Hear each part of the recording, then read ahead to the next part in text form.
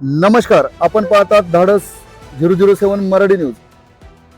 उमरखेड सार्वत्रिक निवडणूक नगरपालिका 2025 अंतर्गत उमरखेड जनशक्ती पॅनलच्या भव्य सभेत खासदार इम्रान प्रतापगडी यांनी उपस्थिती लावली.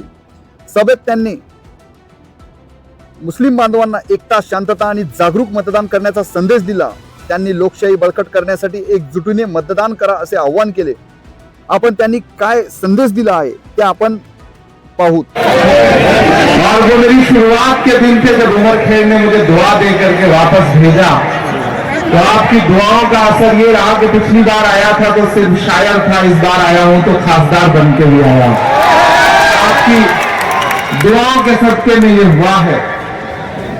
उमरखेड वालों, बहुत दिन बाद आया हूं, थोड़ी देर आपसे गुफ्तगू करूंगा. इधर जो मोबाइल रिकॉर्ड कर रहे हैं वो पीछे वालों के लिए थोड़ी सी जगह छोड़ दें और पीछे वाले भी थोड़ा सब्र रखें.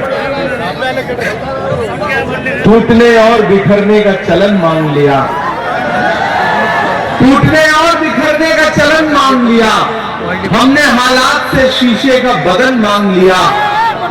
लोग खड़े थे तकदीर के दरवाजे पर, सब दौलत पे गिरे, हमने वतन मांग लिया. उमरखेड वालों, आपके सूबे में 5 साल बाद नगर परिषद के इलेक्शन होने थे, लेकिन भाजपा की सरकारों ने उन्हें ना तो जमहूरियत पे यकीन है, ना उन्हें आईन पर यकीन है. इसलिए इलेक्शन को खींचते गए और आखिर में जब सुप्रीम कोर्ट का डंडा पड़ा, तब जाकर के मजबूर होकर के उन्हें इलेक्शन करवाना पड़ रहा है. आने वाली 2 तारीख को आपको वोटिंग करनी है. आपके बीच में जनशक्ति का जो पैनल है, उसमें तेजस्विनी जी और बाकी जो आपके नगर सेवक के कैंडिडेट हैं वो यहां पर मौजूद हैं. मैं सालों साल बाद आपके बीच में ये कहने आया हूं मेरे भाई कि मुल्क एक अजीब से दोराहे पर खड़ा है. पूरे मुल्क में सीधी लड़ाई है नफरत और मोहब्बत के बीच में. एक तरफ नफरत के पैरोकार खड़े हैं जो सरकार में बैठ करके गरीब आवाम पर, मजलूमों पर लगातार सरकारी जुल्म कर रहे हैं, और एक तरफ वो ताकतें खड़ी हैं जो ये कह रही हैं कि मुल्क संविधान से चलेगा, किसी की तानाशाही से नहीं चलेगा.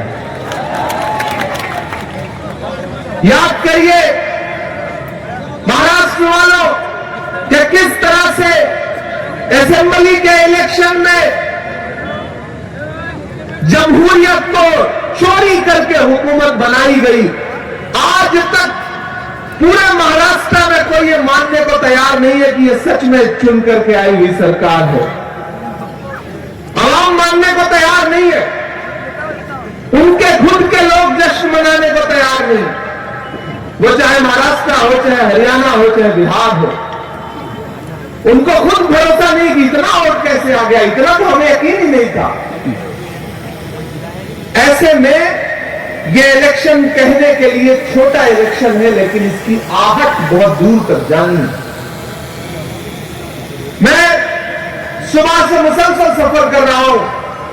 अहमदाबाद था, अहमदाबाद से नागपुर, नागपुर से अमरावती, अमरावती से अचलपुर, अचलपुर से दरियापुर, दरियापुर से यवतमाल, यवतमाल से आपके बीच में अभी इसके बाद आखिरी सभा के लिए बसमत पहुंचना है.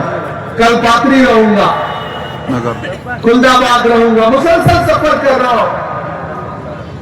क्यों? मैंने सोचा था मैं इस इलेक्शन में नहीं आऊंगा, लेकिन फिर मुझे लगा कि आने वाले 10 साल बाद, 20 साल बाद जब मेरी नस्लें मुझसे पूछेंगी कि जब मुल्क में चारों तरफ नफरत फैली हुई थी तब तुम क्या कर रहे थे, तब मैं नजर उठा करके कह सकूंगा कि तब मैं घर पे नहीं बैठा था, मैं लड़ रहा था, लोगों के बीच में जा रहा था, उन्हें बेदार करने की कोशिश कर रहा था. मैं जानता हूं मैं एक मुश्किल लड़ाई लड़ रहा हूं, लेकिन मुझे ताकत मिलती है उस शख्स से जिसका नाम राहुल गांधी है. 4000 किलोमीटर पैदल कन्याकुमारी से कश्मीर तक एक नारा लगाता हुआ कि नफरत छोड़ो, भारत जोड़ो. कभी सोचा है उमरखेड वालों कि इस मुल्क में नफरत के शिकार कौन है? हम हैं, आप हैं, आप हैं, आप हैं. कौन से चौराहे पर कौन सी भीड़ हमको आपको नफरत का शिकार बना ले, कुछ कहा नहीं जा सकता। ऐसे में तकरीरें भले कोई कर ले, लेकिन उस नफरत के खिलाफ जमीन पर उतर करके अपने पैर के छालों की परवाह किए बगैर 4000 किलोमीटर पैदल एक शख्स चला, जिसका नाम राहुल गांधी है। मैं चला हूं राहुल गांधी के साथ कन्याकुमारी से कश्मीर तक। जब मैं चलता था तो लोग मुझसे कहते थे कि इमरान साहब आप सांसद बाद में हैं, शायर पहले हैं, क्या कहेंगे, राहुल गांधी के साथ चल रहे हैं। तब मैं कहता था कि जो हर जालिम से टकराएगी वो आंधी बनाऊंगा, जो हर जालिम से टकराएगी वो आंधी बनाऊंगा। नए अंग्रेज आए हैं, नया गांधी बनाऊंगा। मैं चलता रहा हूं। उमरखेड़ वालों, आप इस बात के गवाह हैं, कलीम साहब बैठे हैं, इस बात के गवाह हैं। खुदा ने मुझे शायरी का हुनर दिया तो मैंने महबूबा के जुल्फ और आंचल पर शेर नहीं कहे, मैंने नजीब की मां के आंसुओं को अपनी नज्मों में जगह दी।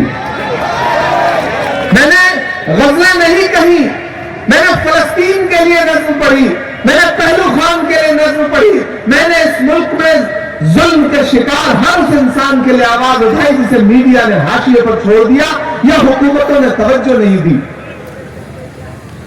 उमरखेड़ वालों, ये आपकी दुआओं का सदका है कि मेरे जैसे इंसान की आवाज को, जो हिंदुस्तान के अलग अलग शहरों में मशायरों में गूंजती थी, एक दिन राहुल गांधी जी ने हाथ पकड़ा और उन्होंने कहा कि इमरान, जिस आवाज के साथ तुम हिंदुस्तान के हर शहर में अपनी शायरी से आवाज उठाते हो, उसी मुद्दे को लेकर के देश की सबसे बड़ी पार्लियामेंट में जाओ, वहां बैठ करके अपने लोगों के लिए आवाज उठाओ। और मुझे महाराष्ट्र से राज्यसभा भेजने का काम किया। ये मेरी खुशनसीबी है कि मैं आपका खासदार भी हूं। उमरखेड़ वालों, ये लड़ाई बहुत बड़ी है। 8 साल 9 साल बाद आपको मौका मिला है। मैं यहाँ के नौजवानों में तो छोड़िए, बुजुर्गों तक में जो जोश देख रहा हूं वो कमाल है माशाल्लाह। चचा की उम्र लंबी हो, अल्लाह इनकी उम्र सलामत रखे और इनकी उम्र लंबी करे। ऐसे जज्बे वाले लोग कम दिखाई पड़ते हैं। ये जज्बा देख करके उमरखेड़ का रिजल्ट समझ में आ रहा है माशाल्लाह। पूरा पैनल चुनाव जीतेगा, ये मुझे पूरा भरोसा है। पूरा पैनल जीतेगा, तेजस्वी जी भी जीतेंगी और बाकी जो हमारे नगर सेवक के पैनल हैं वो भी चुनाव जीतेंगे। बस आपको 2 चीजें बड़ी संजीदगी की बोलता हूं, आपको जहन में रखना है कि मेरे भाई, ये इलेक्शन बहुत अहम है। एक तरफ पूरी हुकूमत है, भाजपा की पूरी हुकूमत, पूरी मशीनरी, पैसा कौड़ी सब कुछ लेकर के लगे हुए हैं इस छोटे से इलेक्शन में, और एक तरफ मोहब्बत की ताकत है, अदावत है, सियासत है, परिंदा है, शिकारी है। अदावत है, सियासत है, परिंदा है, शिकारी है, मगर इन सारी चीजों पर मोहब्बत अब भी भारी है। आपका जो ये जज्बा है, इस जज्बे को 2 तारीख तक बरकरार रखिए और एक संदेशा दीजिए कि उमरखेड़ में जो भाजपा का कैंडिडेट है, आप उसके बारे में जितना जानते हो उससे ज्यादा मैं जानता हूं। इस बुनियाद पर आपसे कह रहा हूं कि लड़ाई सीधी सीधी है। एक तरफ भाजपा खड़ी है और एक तरफ जनशक्ति पैनल है, और इस एकजुटता के लिए आप सबसे गुजारिश है कि 2 तारीख को अपने घरों से बाहर निकलिए। छोड़िए पुरानी बातें, छोड़िए शिकायतें, छोड़िए मलाल। कभी कभी कुछ लड़ाई अलग तरीके से लड़ी जाती है। उमरखेड़ वालों, जो बात कर रहा हूं वो जहन नशीन कर लेना। यह दानिश्वर लोगों का शहर है, यह पढ़े लिखे लोगों का शहर है, अदबी लोगों का शहर है। जब भी उमरखेड़ का जिक्र होता है तो मुझे यहाँ के अदब नवाज लोग याद आते हैं। इस बुनियाद पर आपको एक छोटा सा वाकया बताता हूं कि 27 साल जेल में रहने के बाद जब नेल्सन मंडेला साउथ अफ्रीका के प्रेसिडेंट बने, तो एक दिन खाना खाने के लिए अपने स्टाफ के साथ एक रेस्टोरेंट में गए। 27 साल बाद जब प्रेसिडेंट बने, 27 साल जेल में रहने के बाद नेल्सन मंडेला, तो एक दिन खाना खाने के लिए एक रेस्टोरेंट में गए। सुनिएगा बहुत संजीदगी से, अपने पूरे स्टाफ के साथ। प्रेसिडेंट आया है, राष्ट्रपति आया है रेस्टोरेंट में खाना खाने के लिए, तो राष्ट्रपति के लिए वैसी ही मेहमान नवाजी, दरवाजा खोल दिया गया, बड़ा सा हॉल, और प्रेसिडेंट नेल्सन मंडेला अपने तमाम साथियों के साथ रेस्टोरेंट में खाना खाने बैठ गए। एकाएक उनकी नजर कांच के बाहर पड़ी तो एक शख्स वहां बैठ करके अपने खाने का इंतजार कर रहा था। नेल्सन मंडेला ने अपने ओएसडी को बुलाया, कहा वो जो इंसान बैठा है उसके पास जाओ, उसे बुला लाओ, उसे अपने पास बिठा लो, खाना खिलाओ उसको। ओएसडी को प्रेसिडेंट का हुक्म था, वो गया और उस इंसान को उठा करके ले आया, अपने पास बिठाया, खाना ऑर्डर हुआ, खाना आया, सबने खाना खाया। खाना खत्म होते ही वो इंसान चुपचाप उठा और चला गया बिना कुछ बोले। तो ओएसडी उठ करके प्रेसिडेंट के पास आया, नेल्सन मंडेला के पास, कहा साहब आपका हुक्म था, मैं उस इंसान को बुला लाया था, उसने मेरे साथ बैठ के खाना खाया, लेकिन वो पूरे खाने के दौरान खाना खाता रहा, कुछ बोला नहीं, सर झुकाए हुए था, उसके हाथ कांप रहे थे, शायद वो बीमार था। तो नेल्सन मंडेला ने कहा नहीं, वो बीमार नहीं था, मैं उसको जानता हूं, मैं जिस जेल में 27 साल कैद था, ये उस जेल का जेलर है। जब मुझे टॉर्चर करता था ये इंसान और मैं इससे पानी मांगता था तो ये मेरे चेहरे पर पेशाब करता था, और आज जब मैं प्रेसिडेंट बन गया हूं और मैं इसके सामने पड़ा तो ये कांप इसलिए रहा था कि इसे लगा कि शायद मैं इससे बदला लूंगा, लेकिन मेरा मानना है कि नफरत का बदला मोहब्बत से बड़ा कुछ नहीं हो सकता। तो मेरे बदला लेने का तरीका यह था, मैंने बुलाया, बिठा करके खाना खिलवाया और उसके हाथ कांपते रहे। तो मेरे भाई, कुछ लड़ाइयों में बदले अलग होते हैं, कुछ लड़ाइयां अलग तरीके से लड़ी जाती हैं। मैं आपसे यही गुजारिश करूंगा कि 2 तारीख को मुत्तहिद होकर के, एकजुट होकर के जनशक्ति पैनल के जो भी कैंडिडेट हैं, नगर अध्यक्ष से लेकर के नगर सेवक तक के, उनके लिए आपको घरों से निकलना। और एक वादा आपसे करता हूं, उमरखेड़ वालों, मैं सिर्फ लच्छेदार भाषण देने नहीं आया हूं, सिर्फ शायरी सुनाने नहीं आया हूं, अब तो आपका खासदार भी हूं।